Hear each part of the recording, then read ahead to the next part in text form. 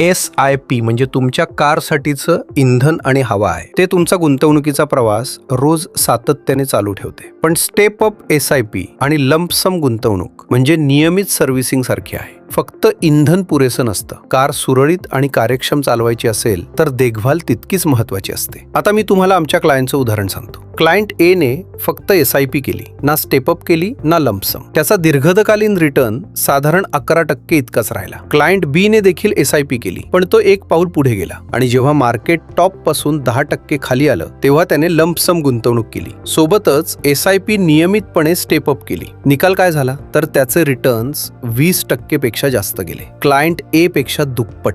तेच मार्केट पण वेगळी स्ट्रॅटेजी. म्हणूनच आम्ही नेहमी सुचवतो तुमच्या मंथली SIP ची किमान अर्धी रक्कम कॅश मध्ये ठेवा, जेणेकरून मार्केट 5 ते 10% करेक्ट झालं तर तुम्ही मार्केटमध्ये गुंतवणूक करू शकता. आता सांगा, तुम्ही कधी अशा करेक्शनचा फायदा घेतला आहे का? नसेल घेतला तर स्क्रीनवर दिलेल्या नंबरवर संपर्क करा आणि आमची टीम तुम्हाला स्टेप बाय स्टेप मार्गदर्शन करेल.